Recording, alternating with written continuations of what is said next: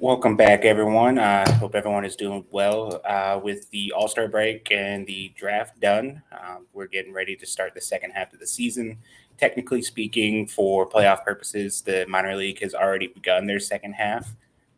But with the All Star break, each of the full season teams all got a little bit of a break in between. So this weekend, starting on Friday, games are going to start kicking back off. I wanted to do a little bit of a rundown for each minor league team for the Pirates and kind of see where they're sitting. Go through maybe some strengths of the team and a couple players to watch throughout the second half. So today, for this show, we're going to talk about the Bradenton Marauders, who in the second half of the season, for playoff purposes, they split everything in two halves. They are 10-5, which is in second place behind the Clearwater team, which is the Phillies organization. They're off to a really good start right now to the second half. When the Marauders open things back up on Friday, they're going to be playing Dunedin, the Blue Jays minor league team.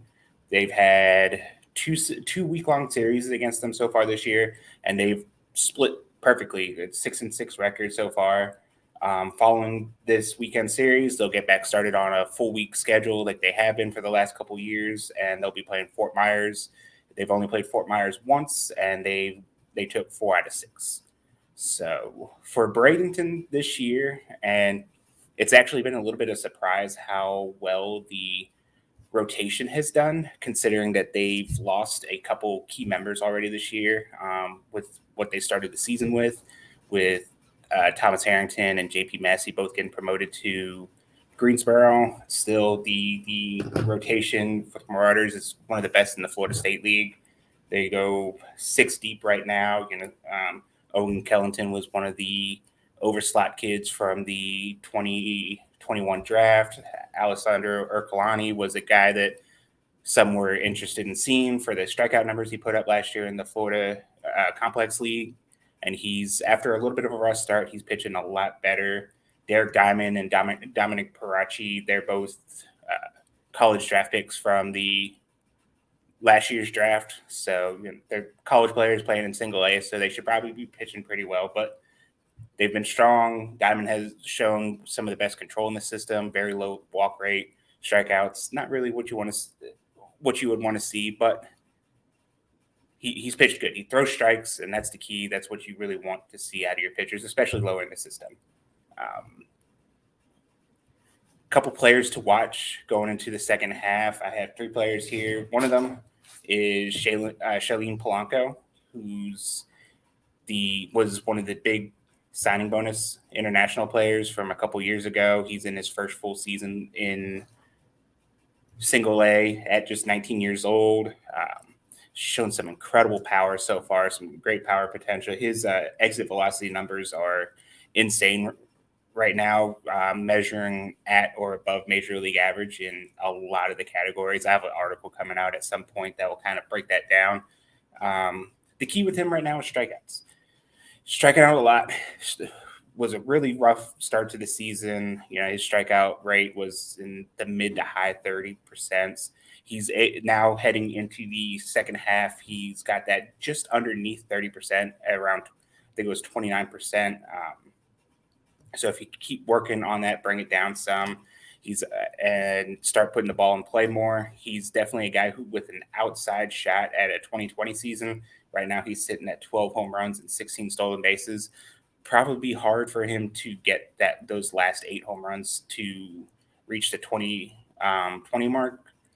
But for a 19-year-old, if he can finish with 15 to 18, I think everyone here, and continue to cut down the strikeouts, I think everyone can learn to can be okay with that as a first full season in the minors. On the pitching side of things, I talked about him briefly a minute ago, but wanted to bring up Ercolani one more time. He is a 3.86 ERA and 58 strikeouts and 58.1 innings pitched this year. He was 18 years old when the season started. He turned 19 right when the season started. So he's going to be 19 years old for the entire year. He's already pitched more innings this season than he had the 2 previous in the Complex League. So that'll be something to watch down the stretch to see if they manage his workload any or how further into games he'll go. He's shown a good fastball, good slider. He's been able to get some swings and misses with the slider, throwing a lot of strikes with the fastball, throwing more strikes as of late with the fastball. The main concern from watching him pitch, at least from me, has been the velocity, or at least to maintaining the velocity deeper into games. He had a relief appearance last week where he came in and just pitched an inning, and he was up 90. He averaged more 95, 96 with the fastball in that one inning. And then, but we've seen with some of the starts to where it fades for a little bit further down the game. A lot of that, 19 years old, pitching first full season, most inning he's pitched. There's a lot of factors that play into that kind of like, okay, well, that makes sense. So get him through the season healthy, have him build up the arm strength, build up some stamina, and then he could definitely be someone that we could monitor once he hits high A and Altoona and things like that. Lastly, and I have another video clip here, we talk about obviously the big guy here. He was just promoted to Bradenton right before the break, Yordani De Los Santos. Everyone I've talked to, every report I've seen, everything like that, they're just in love with him. They're at any given moment in the Florida Complex League, it seems like was the best player on the field, and that's at 18 years old. Plays shortstop, plays third base, hits the ball really hard, has had 13 stolen bases, 7 extra base hits in the Complex League. Struggling a little bit in his little bit of action in Bradenton so far. Has struck out 13 times in 21 plate appearances so far. Has 3 hits, all singles. Be someone to watch. He's 18 years old, so like he's kind of in a good position to where it's like, okay, well, if he struggles a little bit, he's 18 years old playing in single A. But also if he does well, he starts hitting, it's like, okay, well, it seems like the Pirates might be onto something here. I try not to get too excited about numbers and stats and stuff like that early into a minor league career, or even in the Complex League or the Dominican League. We've seen how weird those numbers can turn out to be once they start playing full season ball. But just based off his skill set and the body type and everything like that, I feel like he is definitely someone who is worth that kind of hype this early on.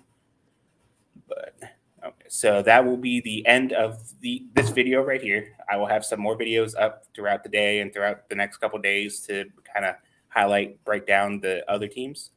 If you like this video, go ahead and like, comment, subscribe to the channel. I'll be looking to do more of these in the coming days and weeks. And let me know what your expectations are for the Marauders in the comments, and maybe a couple players you're looking forward to.